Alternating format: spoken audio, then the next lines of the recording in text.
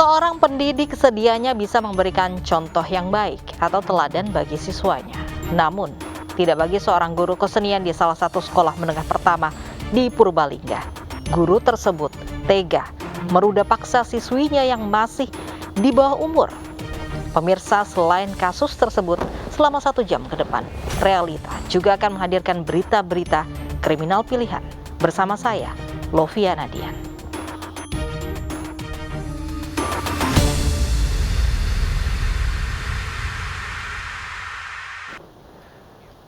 Seorang perawat yang tengah hamil menjadi korban begal di Kota Bekasi, Jawa Barat. Ia sempat ditendang hingga terjatuh sebelum kawanan begal melarikan motor milik korban.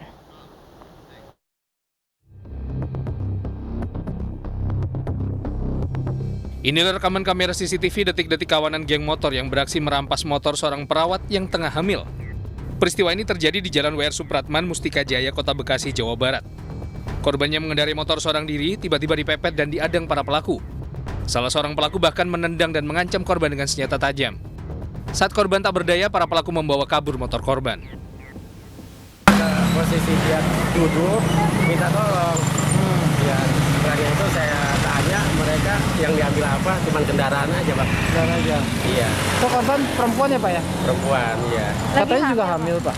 Iya, katanya kurang lebih 4 atau 5 bulan gitu, dibilang dia. Sendiri ya, Pak? Sendiri, Pak? Sendiri dia.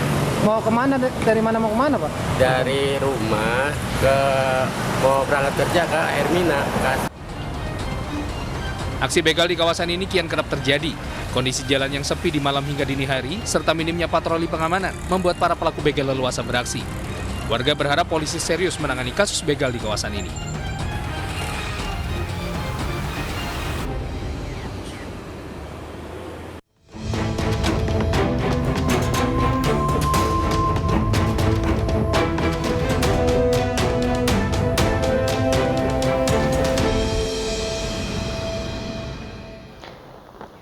Seorang pengasuh pondok pesantren di Kabupaten Indramayu, Jawa Barat menjadi korban penganiayaan oleh orang tak dikenal.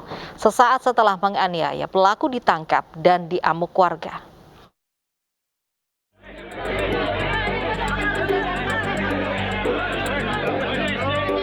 Seorang laki-laki di Kabupaten Indramayu, Jawa Barat babak belur dan nyaris tanpa busana diamuk warga lantaran telah menganiaya seorang pengasuh pondok pesantren di Desa Tegal Mulya, Kecamatan Krangkeng, Kabupaten Indramayu hingga terluka parah. Sebelum menganiaya pengasuh pondok pesantren Kiai Haji Farid Asyar Wadar, pelaku terlebih dahulu menganiaya istri korban di rumah korban. Setelah itu pelaku menghampiri korban yang tengah zikir di musola dan langsung menganiaya. Akibat kejadian tersebut, korban mengalami luka bacok parah di bagian kepala. Sementara istri pengasuh pondok pesantren kritis karena mengalami luka di tangan dan kepala. Tersangka ini pertama datang ke pesantren menanyakan Pak Kiainya tidak ada, sehingga istrinya lah yang menjadi sasaran tersangka dan ponakannya. Setelah dari rumah Pak Kiai, karena Pak Kiai tidak ada, maka tersangka mencari Pak Kiai yang biasanya malam Rabu ini wirid di musola Induk. Maka tersangka langsung masuk, kirain para jamaah itu ikut wirid. Ternyata pembantaian di pengimaman ini. Saat ini kasus penganiayaan pengasuh pondok pesantren tersebut ditangani Mapolres Indramayu.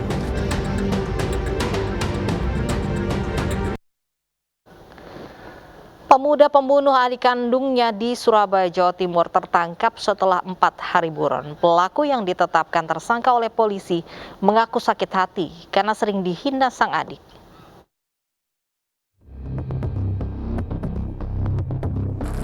Satreskrim Polres Pelabuhan Tanjung Perak, Surabaya, Jawa Timur berhasil menangkap pelaku pembunuhan Rizky Agus Saputra, warga Jalan Kedinding, Kenjerak. Pelaku merupakan kakak kandung korban bernama Rudi yang kabur ke rumah mantan istrinya di Lamongan, Jawa Timur. Pria 34 tahun ini sempat diberitakan mengidap gangguan kejiwaan. Namun dari hasil pemeriksaan polisi, Rudi membunuh adiknya karena sakit hati sering dihina korban. Menurut pelaku, caci maki adiknya semakin menjadi saat dirinya di PHK. Masalahnya sepele, Iya tersinggung. Cuma Saya sabar aja. Alasannya apa, Mas? Sampai membunuh adik kan begitu. Tersinggung. Polisi juga menyita sebilah pisau dapur sepanjang 25 cm yang digunakan pelaku menganiaya adiknya. Tersangka dijerat pasal 338 KUHP dengan ancaman hukuman 15 tahun penjara.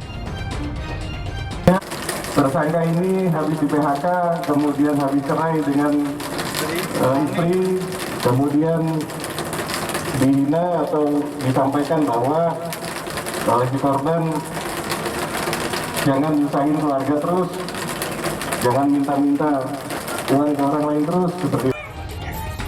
Kakak perempuan Rizky Agus Saputra histeris menyaksikan perkelahian yang berujung pembunuhan kedua adiknya. Peristiwa ini sontak membuat warga Gang Flamboyan, Kenjeran, Surabaya, Jawa Timur geger. Rizky tewas di ruang tamu rumahnya setelah dianiaya kakaknya Rudi. Korban alami 8 luka tusukan di tubuhnya termasuk di dada. Jasad korban kemudian dievakuasi ke RSUD Dr. Sutomo untuk diautopsi. Mantan Kades di Ogan Komering Ilir, Sumatera Selatan dianiaya 2 laki-laki setelah terlibat cekcok di warung kopi. Pelaku kesal karena diancam korban dengan senjata tajam.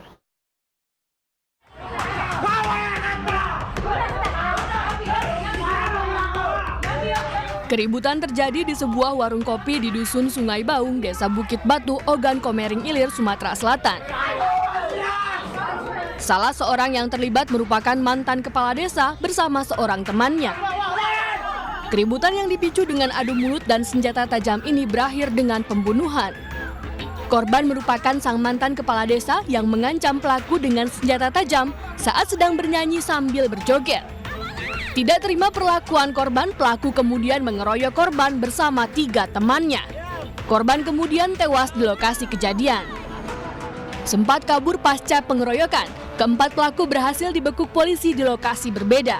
Menurut polisi, cekcok antara korban dan pelaku terjadi lantaran keduanya di bawah pengaruh minuman keras. Telah terjadi pengeroyokan di desa. Alhamdulillah, pelaku 4 semuanya dapat kita lakukan penangkapan tidak lebih kurang dari 4 jam dari kejadian. Para pelaku dijerat pasal 170 ayat 2 KUHP dengan ancaman kurungan 12 tahun penjara.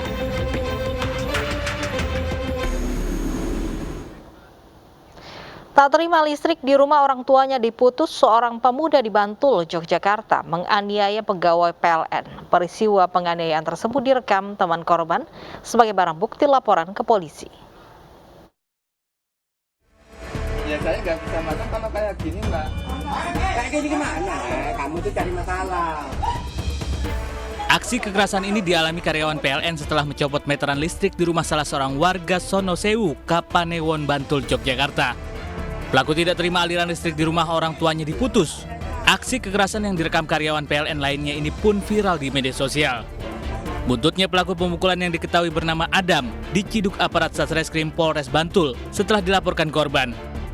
Menurut petugas, PLN mencopot meteran di rumah tersebut lantaran terlambat membayar tagihan listrik sejak bulan Desember. Pria berusia 19 tahun yang sehari-hari bekerja sebagai penjual angkringan ini pun ditetapkan sebagai tersangka penganiayaan. 29 yaitu petugas PLN datang ke rumah tersebut untuk memberitahu apabila tidak segera dibayarkan akan dilaksanakan pemutusan meteran listrik. Untuk korban sempat dipukul di bagian pundak dan ditendang di bagian kaki dan badan. Polisi menjerat tersangka dengan pasal 351 KUHP tentang tindak penganiayaan dengan ancaman hukuman 2 tahun 8 bulan penjara. Banyak kasus penganiayaan yang berujung pembunuhan akibat dari masalah sepele, seperti sejumlah kasus yang kami tayangkan tadi. Untuk itu kami mengimbau untuk selalu menjaga perilaku maupun kata-kata yang bisa menyakiti orang lain. Sesaat lagi, realita kembali dengan kasus penganiayaan yang dialami seorang bocah karena dituduh mencuri.